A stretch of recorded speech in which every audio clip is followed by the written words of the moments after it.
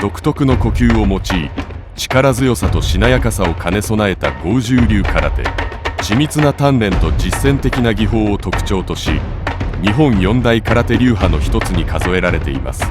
今回はその創始者宮城長純の生涯と剛柔流空手が誕生するまでの歩みを紹介します。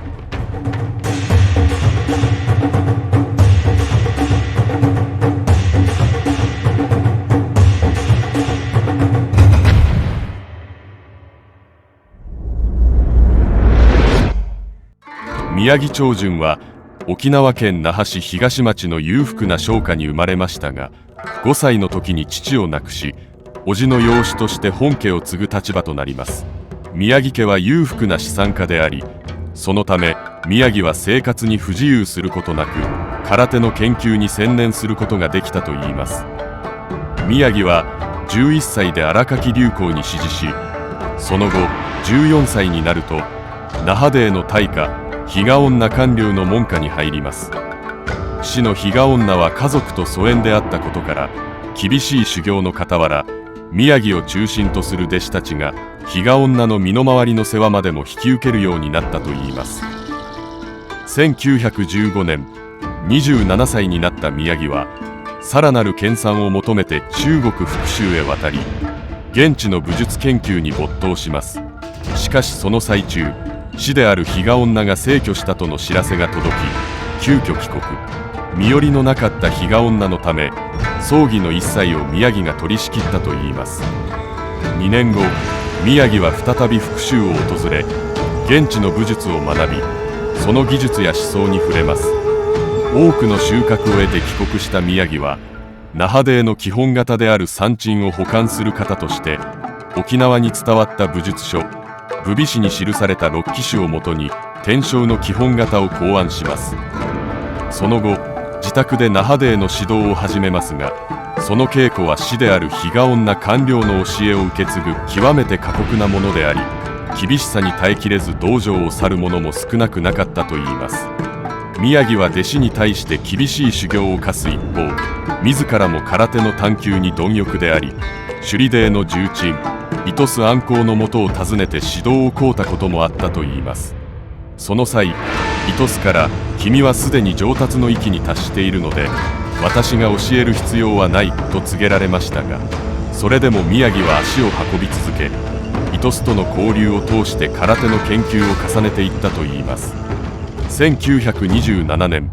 柔道の創始者嘉納治五郎が沖縄を訪れた際に、宮城は馬武に剣和とともに2日間にわたり嘉納の前で空手の術技を披露します。嘉納はその内容に深く感銘を受け、本土で空手を広めることを強く進めます。この嘉納の勧めが後押しとなり、宮城は本土で空手を広める決意を固めます。翌年、京都帝国大学柔道部主催の武術講習会に講師として招かれたことをきっかけとして、宮城は沖縄と本土を行き来するようになります。1930年、空手に未だ流派という概念がなかった時代、宮城の弟子の新里仁安が宮城の代理として明治神宮奉納武道大会に出場します。この大会出場の際に参観者に流派名を問われた新里は答えに窮し、とっさに反抗流と答えたという。この報告を受け、流派名の必要性を感じた宮城は、琉球に伝わった武術書武備誌の一句「宝剛柔ドント」から剛柔の2文字を取り剛柔流と命名します。宝剛柔ドントとは、吸う息は柔を意味し、吐く息は剛を表すという意味を持ち、この理合は剛柔流の型稽古の中に組み込まれています。剛柔流は剛の型三鎮と柔の型天正を基本とし、徹底的に呼吸法とともに心身を鍛えるという稽古を行います。特に三鎮の型は修練上最も重視しており、弟子の中今玄海の回想によると、宮城は一生三鎮だけを稽古すれば他の型は稽古する必要はないと語っていたといい、宮城をもってしても30回やって1回うまくできるかどうかという難易度の高い型でもあるという。1934年、宮城はハワイの新聞社から招待を受け、空手道普及のため約10ヶ月間ハワイに滞在するなど、海外にも活動の範囲を広げていきました。2年後には弟子の与儀実栄が立命館大学に入学したことをきっかけに、山口豪元率いる立命館大学空手道部に空手の指導を行うようになり、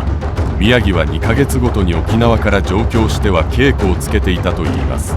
本土では柔道や剣道の強い影響で、空手においても競技化、試合が強く求められたが、宮城は空手の競技化に終始前向きで、宮城の指導する立命館大学では自由組手が考案されたといいます。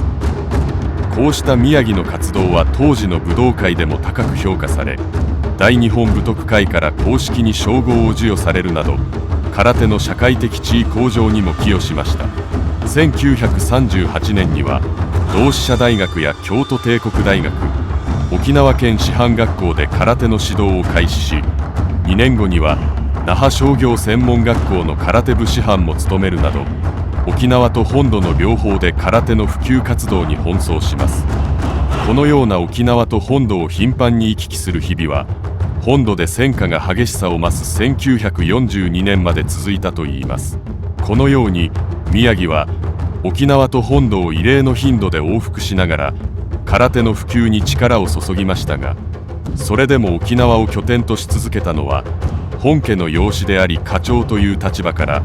地元を長く離れることができなかったためだと言われています。またこうした普及活動の影響もあり、20年のうちに財産の大半を使い果たしたとも伝えられています。1945年、米軍の沖縄上陸により沖縄戦が始まります。宮城は家族を伴い本島北部へと避難しましたが、自宅は全焼、戦火によって3人の子を失い、自身の後継者として信頼を寄せていた弟子の新里仁安も戦死してしまいます。この悲劇の重なりにより、宮城はうつ状態に陥り、終戦後、沖縄県警察学校の教官に任命されますが、その姿は憔悴した様子だったと伝えられています。その後、自宅を再建し、再び門弟への指導を始めましたが、戦中の苦労からか、体調は次第に優れなくなり、かつてのような精力的な指導を続けることは困難となっていきました。宮城の健康状態は悪化していき、